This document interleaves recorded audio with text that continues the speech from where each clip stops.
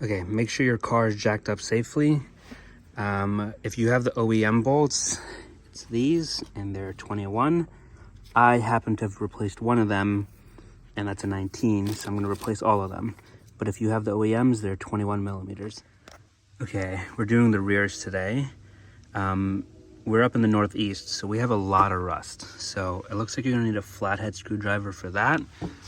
I'm pretty sure this is a 14, and I have to check what that is. Yeah, let's get this off and I'll update. Okay, for this bolt, it is a 14. I took out a hammer just in case to like stick this on here and then hammer down over there. But instead I got the breaker bar and that made it come loose pretty easily.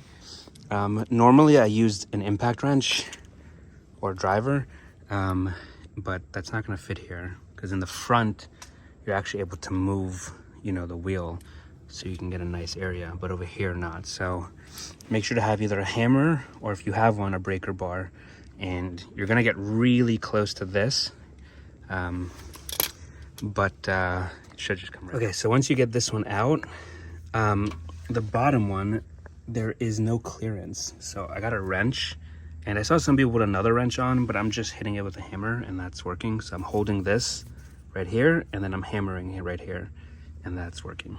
But yeah, that's a tough spot. Okay, so what I'm doing is just holding this, the back of it, and then just hammering it down.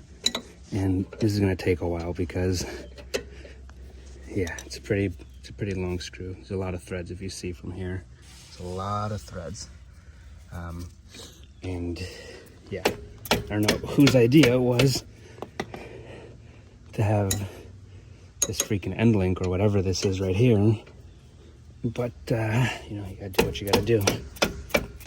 Okay, so I shoved a flathead in between the pad and the rotor, and now you just kind of just wedge it in to get some space so that this thing, the actual bracket, will have some room to slide off.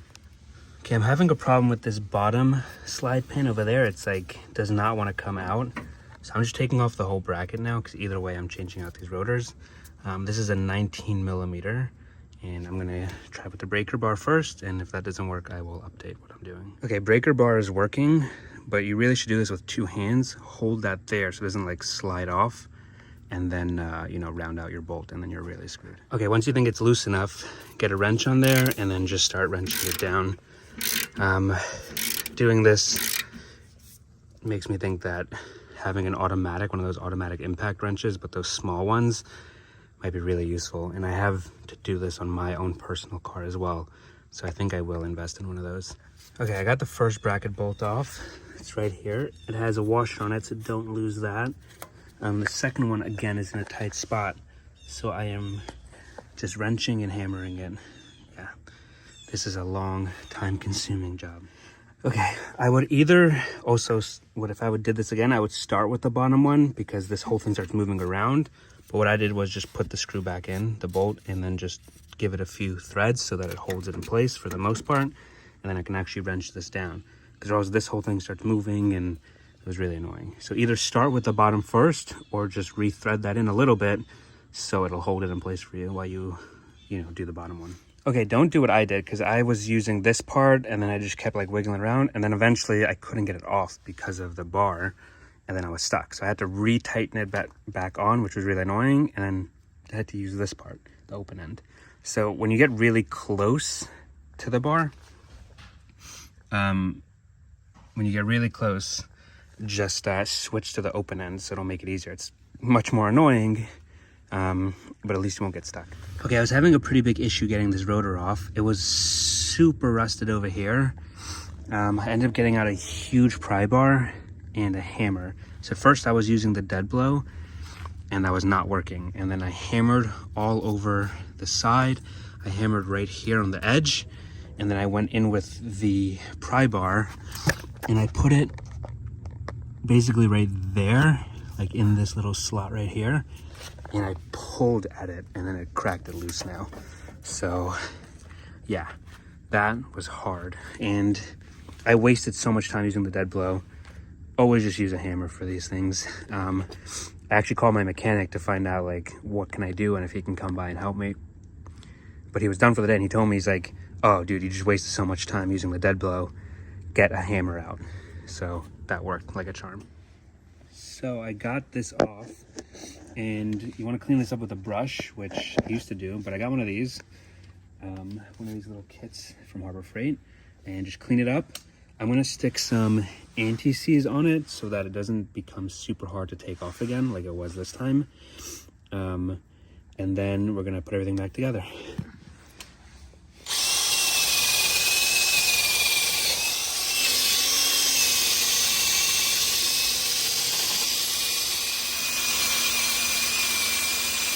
I'm trying to get this area because that's where the rust really was holding it together.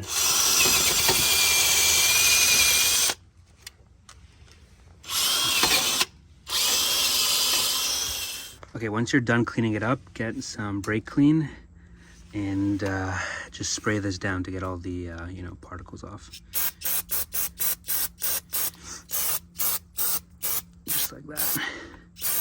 Then wait for it to dry and you can start, putting your stuff on. Okay, so I coated this up. I made sure to coat that lip the most. I used Permatex, but you can use obviously any brand you want. Make sure to wear a glove because if you get this stuff on your fingers, it does not come off and you'll be the Tin Man, So just make sure to wear a glove. Okay.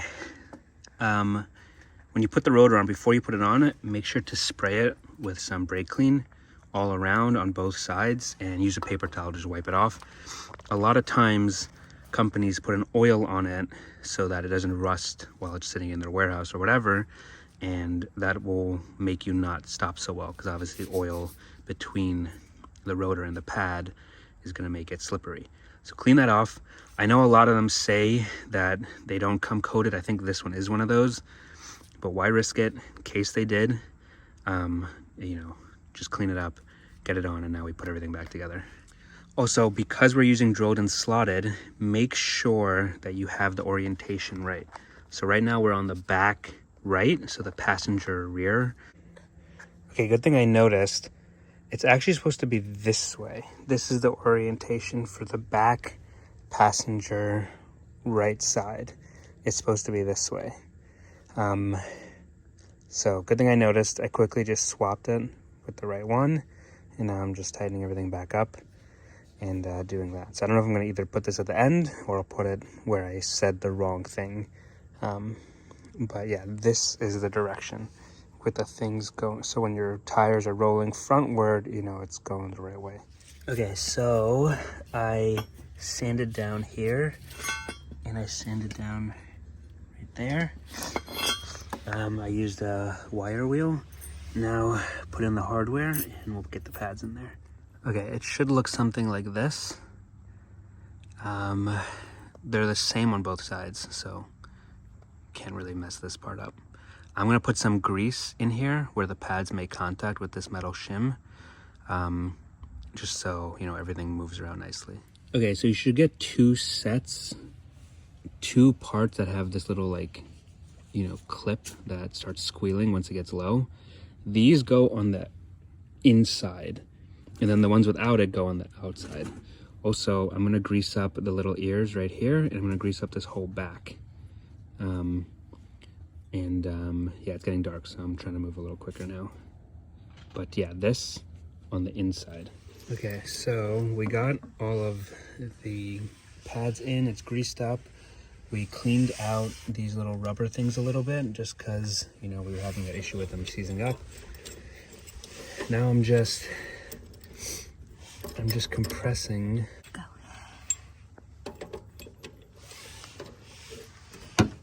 Okay, so you just need to compress this basically with a C-clamp, or you take an old brake pad and you can just squeeze it in. Or if you have a tool, you can also just use a tool and compress it like this until it's basically doesn't go anymore because it'll go flush. And that seems to be it right there. And then you can slip this on. Okay. Now you should have room. There you go, just like that. Make sure that these are not getting pinched too much. And then we'll slide the guide pins in. Okay, so the guide pin, you should grease it up like this. And then this one was the bottom one. So, okay, so we had an issue because you can't just put this in here because this beam, this whatever metal is in the way. So we have to loosen up the bracket bolts so we can swing it upward like this. And then we should be able to just get it right in. Which, hold on, the rubber is not in its spot.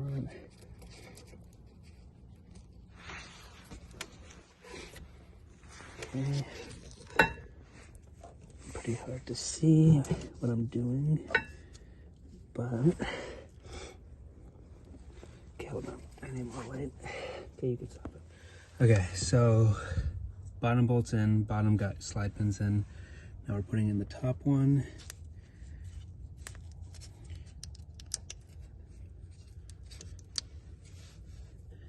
I don't know why it's not.